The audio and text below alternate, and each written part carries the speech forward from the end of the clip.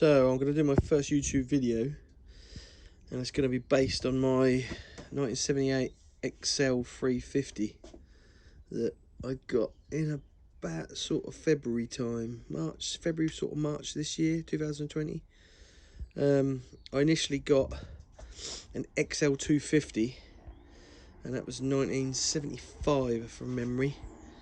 I'll probably post a picture of it on there somehow when I work out how to do it. But initially got that. It was all black. I did a few things to that, changed the rear tyre for a bit of extra off-road grip. But going about with a friend who had a 1978, funny enough, Suzuki SP370.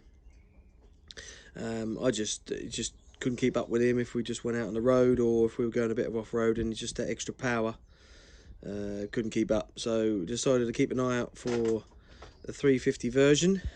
Found this on eBay. It was down in Kent. I'm based in Suffolk, so hired a trailer from a gentleman off eBay up here. It's only £30, but took it down to my brother. Kindly towed me down there, so he took it down there, and we towed it back, and obviously had this ever since. Cleaned it up a bit, done a few bits and pieces to it. I've got a list of pieces that I've currently done to it. Still using it as and when as a pleasure machine, really. Don't use it for work purposes because I have a works van, but just use it for pleasure purposes. Take my boy on the back, take my daughter on the back, and even went for a ride with the missus on it today. Just popped around, around the local town. Got some funny looks, but as you do on such an old machine. But yeah, so what have I done to it? So first thing we did was an oil change, as you should do.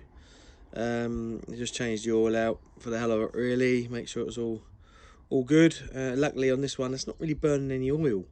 I had a few oil leaks, which I'll go through, but other than that, I've not really had a problem with any burning oil, not smoking or anything, which is good, because my mate Suzuki one he burns oil loads. He's constantly putting it in there, so he's obviously going to have to do some work on that at some point in time.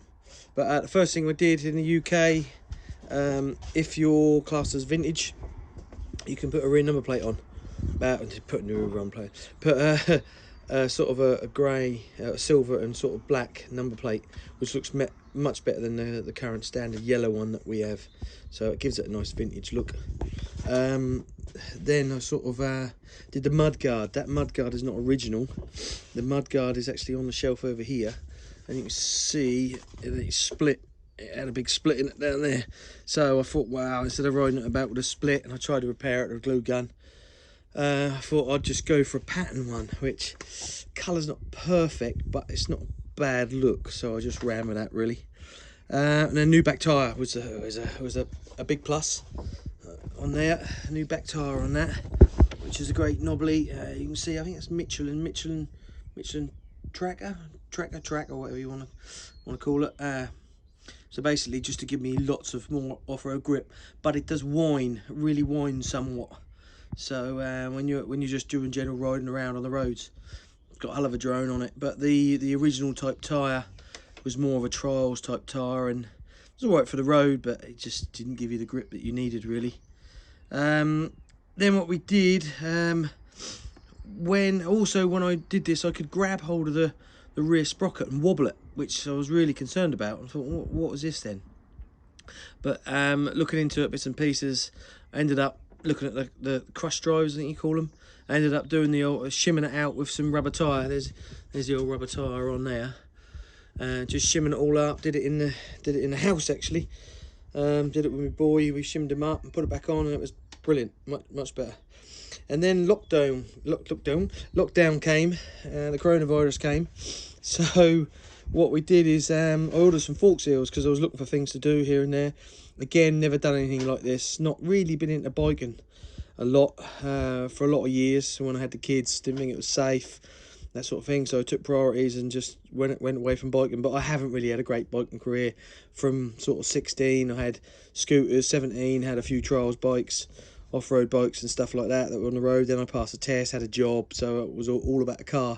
I did have a short spell where I had a CB500. I did up a bit. That was like a race one, because I think they race them over here in the UK. So I had one of them for a bit, just to get back on the road. Again, thrashing it about, just felt that wasn't safe. So at that point in time, I got rid of it. And then when I went, I was a manager at a company for a while, so I had a company car. Then I basically went back on the road as an engineer and thought, well, I better get some private mode of transport, because when the other half was using the private car, I got myself a little 125 scooter, a little Peugeot. It was lovely. Kids started going on the back when they were younger. It was great. It was a great thing. So anyway, going back to the fork seals. So when lockdown came, we changed the fork seals. That was a nice thing to do, nice and easy. Got my boy to help me, who was 13. It was, giving him experience of trying to hold tools, etc. So that went from there. Then I started finding that I didn't have a battery. You turned the key on, the neutral light wouldn't come on, or it sometimes would, sometimes wouldn't come on, and then I lost indicators, etc, etc. What I actually found is under there, that red, you can see I repaired it on the ignition, the red on there, the mouldiness is like a, or the sort of the extra red is like a paster, like a paint on substance that you just protect stuff and that. So because a bit of the cable was exposed when I was pushing it to solder it, so basically that came off. But that sorted it. Oil leak. So I had an oil leak on this. It was an annoying place, and I hate oil leaks. It was on one of these little one of these. There was no ring in there. Again, I had to look up on it, but I ended up getting some bits and pieces from David Silver Spares.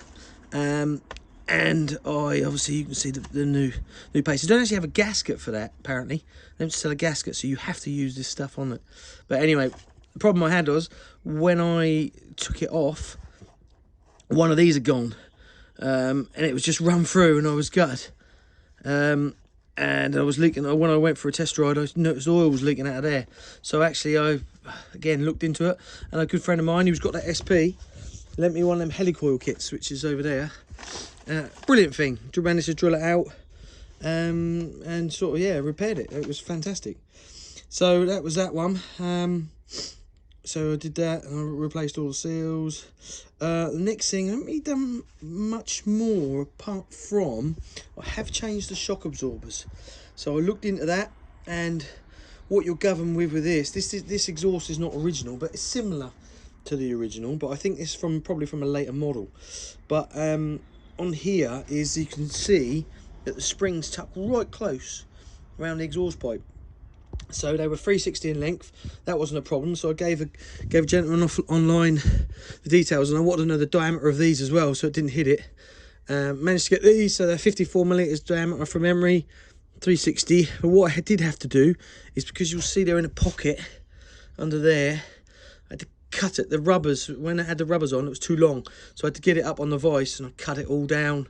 And then, because I think they came with 14mm centres, and you get like a sleeve to go in it, because I think they were 10mm from memory, and I had to cut the sleeve down. So there was a bit of, and the same goes for the bottom, the same bit for that. So that was that. And then the age-old one that everyone has the problem with, the rubber bung.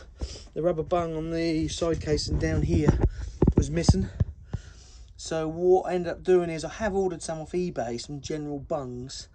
I don't think they'll be right, but I'll give them a go. I think I ordered some 26mm and 25, because it measures about 25. But what that is in there is an old chemistry set bung.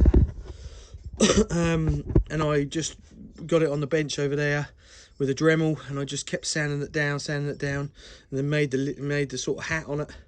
And went for there, and that was, that's sort of half an hour's work just to get a bung on it. It hasn't really leaked, to be honest. And what I've actually recently done is, a couple of weeks ago, I have gone back to work now from the sort of lockdown. But I think it was a Saturday morning. I just took the tank back off, and I checked the valve clearance. Had a slight noise when I was off-roading. I do a little bit of off-roading on this, and it gets hot as hell. I think that's why everything started springing oil leaks. To be honest, I had another oil leak that I sorted, but it was a bit of a nightmare. But I set the timing up. I've done that, and I set the valve clearance. I did that. I had to get some feeler gauges, and I had to bend it. It was quite fiddly, actually, to be honest, to do it, and a bit dubious. But I've still got a slight noise, but I don't know what that's from. And while I had the side cover off, because on these ones, that side cover the very little side cover there that you have off, if I took that off now on a side stand, that is wet in there, so all the oil will come out. so that you actually see the coils, so all the 3 coils you got for the lighting circuit, the generating circuit, they're in there and they're wet. So what you have to do is, I had it on its side, lent it on its side from over here, sort of put the bike there, lent it over onto that stuff, and then off there put a strap onto it so it couldn't go anywhere. So anyway, I managed to set the timing up on that, gave that a go, did the valve clearance, and also did the same time did the cam chain tensioner. But that's sort of pretty much what I've done. The only other addition I've done is I started carrying some tools about, because it is old and things can break and you want to have some tools, etc. So I just put a little bag on the back. It's actually a bum bag off eBay, cheap one, about tenner, and just strap it around there. And I've got some thick lagging that you would use in like ductwork or something like that. Put that underneath so it doesn't scratch it and it gives it a bit more support. I've gone around the back light. But yeah, that is my 1978 Honda XL350. I might get into sort of posting videos of it, etc., doing some off-roading and just generally using and abusing it, really. But yeah, just when it was 2 up today with me and the other half, A, we look a bit big for it, I'd say, and B, it does struggle a bit, so you're sort of, and she feels like she's going to fall off and back all the time. But other than that, it's lovely. I think it's a cool looking machine. I would like an earlier one, to be honest. I do like the look of the side ports, they call them. So the side ports one, if anyone doesn't know, the sort of carburetor and everything comes out the sort of side bit there, hence why they call it a side port. You can see it, looks easier to work on and everything. But it's obviously a centre port. Why they changed it in this one, I think they might have changed it from 76 because the bike looks a bit different, but I'm sure someone will correct me on that. But anyway, you can see on there 1978, and I was born, funny enough, in 1979, so it's a year older than me, so it makes it 42 years old. So yeah, lovely machine. There you go. That's everything I've done for it. Nice one.